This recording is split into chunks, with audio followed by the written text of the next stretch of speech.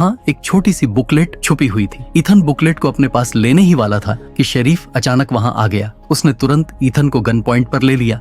शरीफ गुस्से में था और उसने ईथन को वापस होटल जाने के लिए मजबूर कर दिया। लेकिन अभी के लिए ईथन होटल ना जाकर उसी बार में गया जहाँ पर ब्रेवली काम करती थी। किस्मत से बार में पहुंचने पर ब्रेवली खुद ही मिल गई। उसे देखते ही ब्रेवली ने सबसे पहले बार के गानों का वॉल्यूम तेज कर दिया और फिर डांस करने का दिखावा करते हुए ईथन के कान में फुसफुसाई कि जो मरा हुआ एजेंट ईथन के साथ काम करता था वह पहले ब्रेवली के साथ मिलकर टाउन से भागने की योजना बना रहा था। उस एजेंट ने टाउन का एक डिटेल्ड मैप बनाया था और हमेशा उसे अपनी एक बुक में रखता था। गांव वालों को उनके बारे में पता चल गया, जिस वजह से भागते समय उसकी जान चली गई।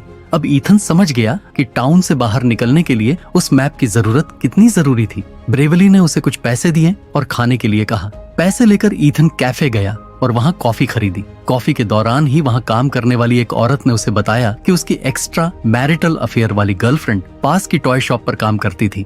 इस जानकारी के बाद ईथन तुरंत ही उस शॉप पर गया ताकि पता लगा सके कि आखिर उसके साथी की मौत कैसे हुई। मगर केट ने जानबूझकर इस बारे में कुछ भी नहीं बताया। जब ईथन शॉप से बाहर निकला, उसकी नजर एक फोटो फ्रेम पर पड़ी जिसमें टाउन के रूल्स लिखे हुए थे। पहला रूल ये था कि कोई भी टाउन से भागने की कोशिश नहीं करेगा। दूसरा रूल ये कि टाउन में किसी से भी अपने पास्ट के बारे में बात नहीं करेगा। तीसरा और सबसे अजीब रूल ये था कि हर बार फोन कॉल्स को आंसर करना होगा। ईथन को यह सब पढ़कर काफी अजीब लगा, लेकिन उसने फिलहाल हॉस्पिटल की ओर रुख किया। वहाँ भीड़ न होने की वजह से वह जल्दी ही मुर्दा घर तक पहुँच गया, जहाँ मरे हुए लोगों का सामान रखा जाता था। उसने तुरंत वह बुकलेट अपने पास रख लिया और ब्रेवली के साथ जंगल की ओर निकल गया। वहाँ दोनों ने टाउन के मैप को देखकर निकलने का प्लान तैयार किया। प्लान को एग्जीक्यूट करने से पहले दोनों के शरीर से ट्रैकर निकालना जरूरी है, क्योंकि इस टाउन में हर व्यक्ति के अंदर ट्रैकर लगाया गया था जो उनकी एक्टिविटी और लोकेशन को ट्रैक करता था। मगर ब्रेवली की मदद से वह ट्रैकर निकालने में सफल रहा। ब्रेवली ने यह भी बताया कि यदि कोई रूल तोड़ता तो उसे बहुत खतरनाक सजा दी जाती और ईथन का मरा हुआ साथी भी उसी सजा का शिकार हुआ था। ईथन ने तय कर लिया कि वह किसी भी सजा को झेल कर भी बाहर निकलने की कोशिश करेगा।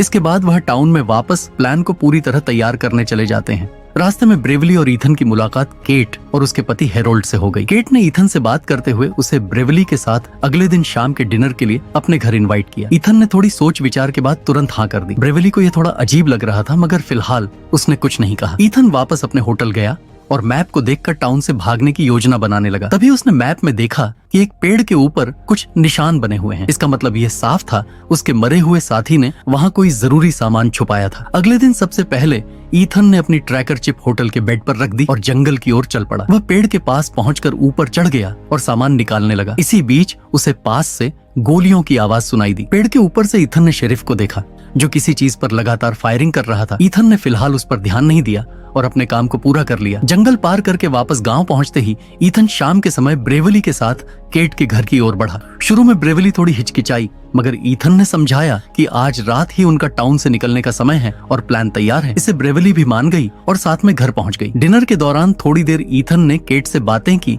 और फिर वॉशरूम जाने का बहाना बनाया। वॉशरूम में जाकर सबसे पहले उसने चेक किया कि कहीं कोई सीसीटीवी कैमरा तो नहीं है। पूरी तरह सुनिश्चित होने के बाद उसने अपना ट्रैकिंग डिवाइस वहीं रख दिया। इस बीच ब्रेवली केट और हेरोल्ड से बातें कर रही थी। जानबूझकर उसने अपनी बेटी का जिक्र किया, जिससे यह साबित होता था कि वह टाउन आने के बाद से अपनी बेटी से नहीं मिल पाई थी। पास्ट के बारे में बात करने के कारण उसने टाउन का एक रूल तोड़ दिया, मगर उसने खुद को परेशान होने का बहाना बनाकर बाथरूम की ओर चली गई। काफी समय तक ब्रेवली बाहर न आने पर केट और हेरोल्ड को उनके भागने की योजना समझ में आ गई।